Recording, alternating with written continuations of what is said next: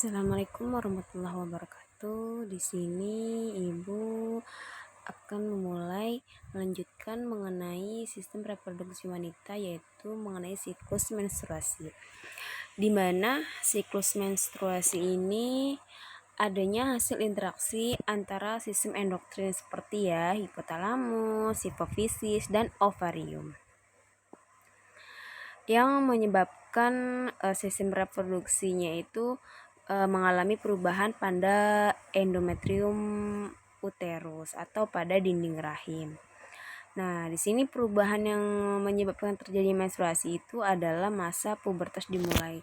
Nah, biasanya siklus menstruasi umumnya 28 hari, 18 hari hingga sampai 40 hari. Nah, itu siklus reproduksi pada wanita. Nah, di sini siklusnya itu ada ovarium dan juga dinding rahim. Oke. Nah, ini siklus ovarium biasanya di fase folikel, di mana ada hipotalamus, hipofisis, anterior, FSH, dan LH. Ya. Di sini folikel primer itu memiliki reseptor FSH dan LH. Biasanya hormonnya itu bersekresi, yaitu estrogen. Nah, kalau menjadi folikel sekunder. Nah, hormon estrogen ini meningkat menjadi FSH dan LH terlambat. Nah, di mana terhambat pertumbuhan folikel ini kecuali satu yang akan diovolusikan. Estrogen, hormon estrogen terus meningkat, produksi LH meningkat, puncak LH, terus ada oosit primer, oosit sekunder, hingga terjadilah ovulasi atau pelepasan sel telur. Nah, ini masa-masa folikel pada siklus di ovarium atau tempat sel ovum berproduksi. Fase luteal atau kita sebut dengan fase folikel degrowth yang ditinggalkan oosit sekunder. Nah, korpus luteum biasanya memproduksi progesteron dan sedikitnya estrogen. Nah, biasanya progesteron naik, FSH dan LH turun, korpus luteum menjadi korpus albikan. Kalau ini siklus pada dinding rahim. Nah, pada menstruasi kita kan mengeluarkan darah. Sisa di dinding rahim itu selama 4-5 hari.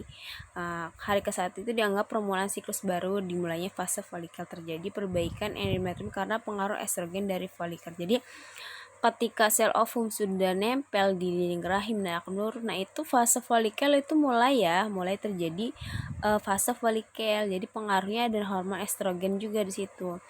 Kalau fase proliferasi itu berlangsung di akhir haid atau menstruasi sampai ovulasi.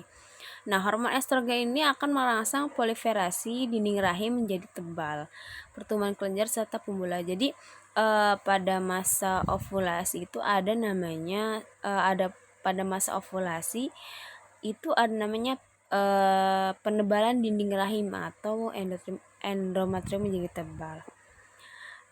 Terus ada fase sekretori, terjadi ketika terbentuk korpus luteum. Hormon progesteron ini meningkatkan jumlah pembuluh darah pada dinding rahim untuk mendukung kehidupan embrio. Jika tidak terjadi pembuahan dan implantasi, endometrium akan luruh dan terjadi menstruasi. Nah, ketika sudah dinding rahim sudah menebal, terus ovum juga sudah siap. Nah, ketika tidak ada pembuahan, maka di dinding rahim ovumnya itu akan meluruh dan terjadilah namanya menstruasi. Nah, ini siklus menstruasi pada wanita ya. Yang tadi dijelaskan ini hormonnya ada FSH, ada FH, ada temperaturnya. Ini tadi yang folikel, terus menyebabkan ovulasi, korpus luteum, ini yang degeneratif luteum ya, degrey. Hormonnya juga beda, yang ini kalau hormonnya estrogen, yang ini progesteron. Nah, itu mengenai ovulasi ya. Siklusnya biasanya 28 hari atau yang terpendek 18, terpanjang 40. Nah, di sistem reproduksi wanita ini ada namanya pembuahan atau kehamilan dan persalinan.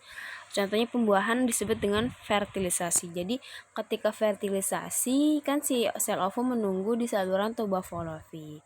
Nah, itu misalkan ada pembuahan, itu namanya fertilisasi, penyatuan sperma dengan oosit sekunder untuk membentuk zigot. Itu yang disebut dengan fertilisasi.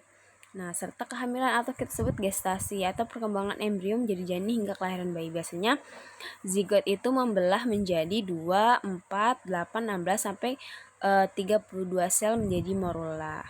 Morula tumbuh menjadi blastosit, cairan, blastosit membentuk plasenta dan akhirnya akan membentuk organ-organ seperti sistem pencernaan, pernapasan, ekskresi, terus juga nantinya ada amnion, kantung kuning telur. Nah, itu adalah beberapa gestasi perubahan pada zigot. Nah, kalau ini dilanjutnya memiliki blastosit. Nah, blastosit yang tadi memiliki 3 kantung ya, yaitu ada ektodem, ada endodem, dan mesodem. Kalau ektodem itu menjadi sel saraf, kulit, kelenjar, endodem saluran pencernaan, mesodem sistem rangka. Itu untuk organ pertumbuhan janin. Nah, organ itu biasanya terbentuk ke minggu ke-8 atau usia kandungan 2 bulan. Yang nantinya janinnya itu akan diferensiasi, akan berubah menjadi organ-organ yang hingga siap dilahirkan. Itu namanya proses gestasi atau kehamilan. Dan di sini ada persalinan atau kita sebut dengan partus, dilatasi serviks. Nah, ketika serviks ini paksa melebar sebagai jalan lahir bayi, nah bayi ini akan bergerak melalui serviks dan vagina dibantu oleh kontraksi otot perut secara sengaja. Kalau kelahiran plasenta terjadi segera setelah kelahiran. Jadi setelah kelahiran bayi kan ada area-area, nah itu kelahiran plasenta yang kedua. Ini adalah dimana pertumbuhan dan perkembangan zigot ya.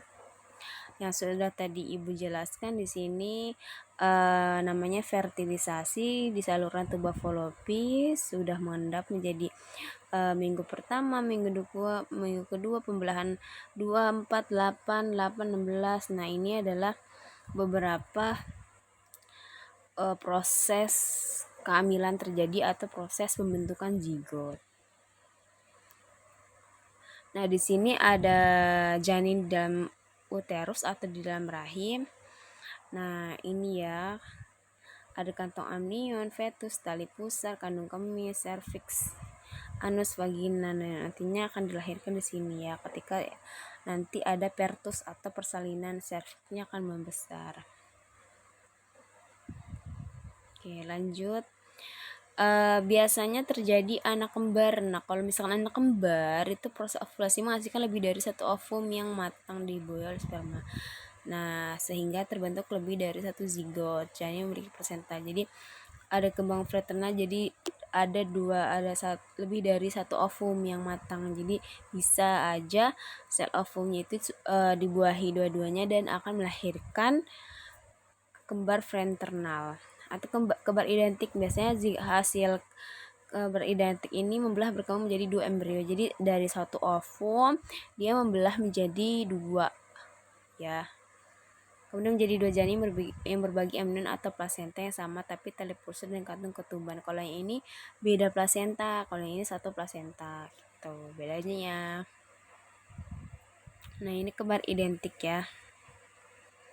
Kembar identik dari 1 ovum.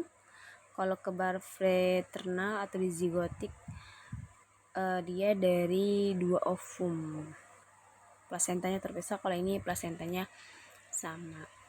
Nah, ketika sudah melahirkan adalah nama proses sebut dengan proses laktasi.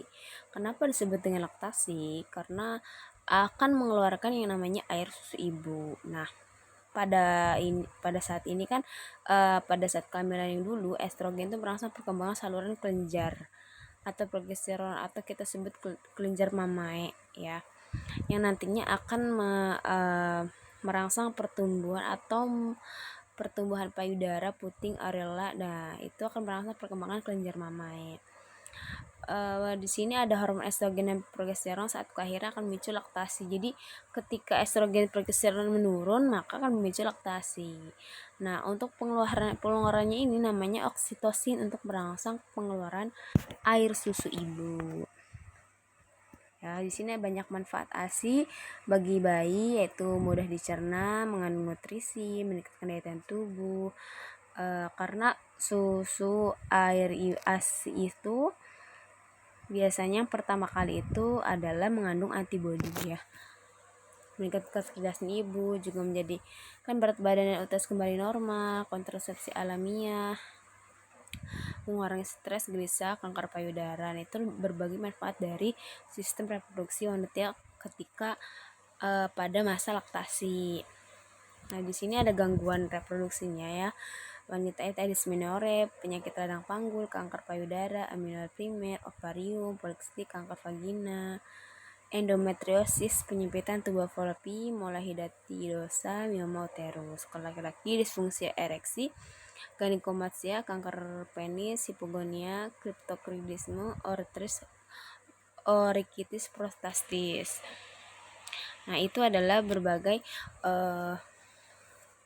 macam reproduksi yang bagian part 2 ya, karena pengetahuan ini harus kalian ketahui karena memang untuk menambah wawasan kalian pada bab di sistem reproduksi ini. Kalau sudah, ibu akhiri, tolong disimak baik-baik, tolong dipahami. Kurang lebihnya mohon maaf. Wassalamualaikum warahmatullahi wabarakatuh.